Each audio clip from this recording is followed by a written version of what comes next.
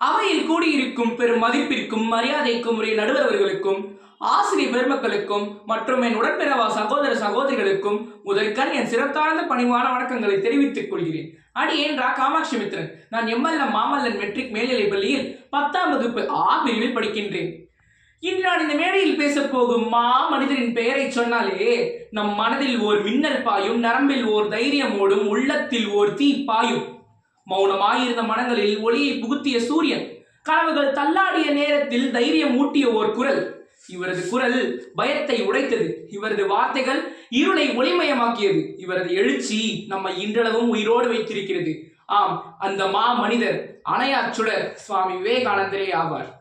விவேகானந்தர் என்பது வெறும் ஒரு பெயர் அல்ல, அது ஒரு சொல் அல்ல, அது ஒரு நெருப்பு, அணையா நெருப்பு. அவரது கண்களோ ஒரு தூய ஒளி, ஆனால் அவை எழுப்புவது உள்ளத்தின் தீ. இன்று அந்த ஒளியின் பின்னால் மறைந்திருந்த 3 பொன்னான சக்திமிகு தருணங்களை உங்கள் இதயத்தில் விதைக்க நான் இங்கே நிற்கின்றேன். சொல்ல போனால் சுவாமிகளை பற்றி பேசுவதற்கு எனக்கு வயதும் போதாது, அனுபவமும் போதாது, இந்த காலமும் போதாது, நீங்கள் அளித்த நேரமும் போதாது. எனவே சுவாமி அவர்களை வணங்கி எனது உரையை துவங்குகிறேன். பசி உண்மையெனில் கடவுள் இருப்பதும் உண்மை. இளம் நரேந்திரனின் இதயத்தில் ஒரு தீப்பொறி. கடவுள் இருக்கிறாரா என தனது குருவான ராமகிருஷ்ண பரமஹம்சரிடம் அவர் கேட்டார். தனது சீரனின் தைரியத்தையும் துடிப்பையும் கண்டு வியந்த குரு சிரித்துக் கொண்டே, உனக்கு பசிக்கிறதா என்று கேட்டார். அதற்கு நம் சுவாமி அவர்களும் ஆமாம் என்றார்கள். சரி, பசி எந்த அளவுக்கு உண்மையோ கடவுள் இருப்பதும் அவ்வளவு உண்மை என்றார்கள். அந்த ஒரு பதிலை கேட்டவுடன் இது சாதாரண பதில் இல்லை என்பதை உணர்ந்தார் சுவாமி விவேகானந்தர். அந்த நொடியில் கடவுளை உணர்ந்தார்.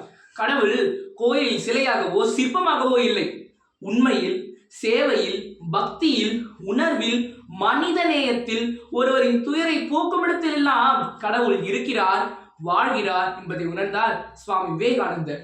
அந்த தருணத்தில் தான் சுவாமி அவர்கள் தனது ஆன்மீக பாதையின் முதல் அடியை எடுத்து வைத்தார் என்று கூறுவதில் பெருமிதம் கொள்கிறேன்.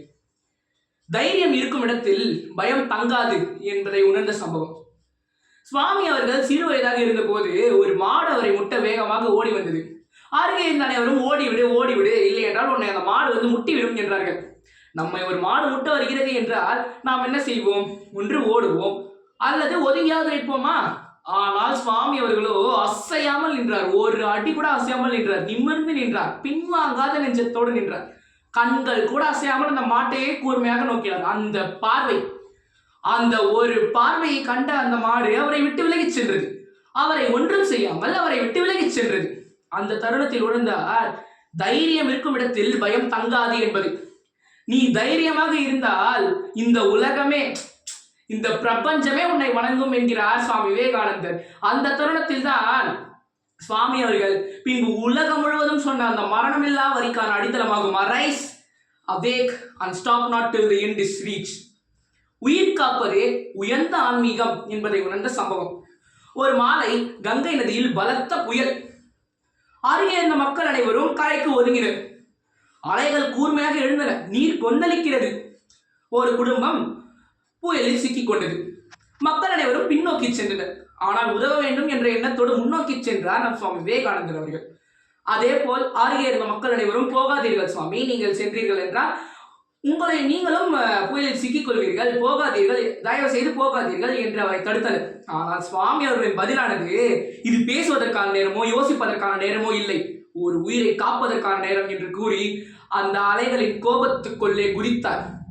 பெரும் போராட்டத்திற்கு பிறகு அந்த குடும்பத்தினரை கரைக்கு கொண்டு வந்து சேர்த்தார். அப்போது அந்த குடும்பத்தினர் அனைவரும் தயங்க, தாங்கள் மட்டும் எப்படி சுவாமி எங்களை காப்பாற்றினீர்கள், உங்களுக்கு கோடான கோடி நன்றிகள் என்றனர்.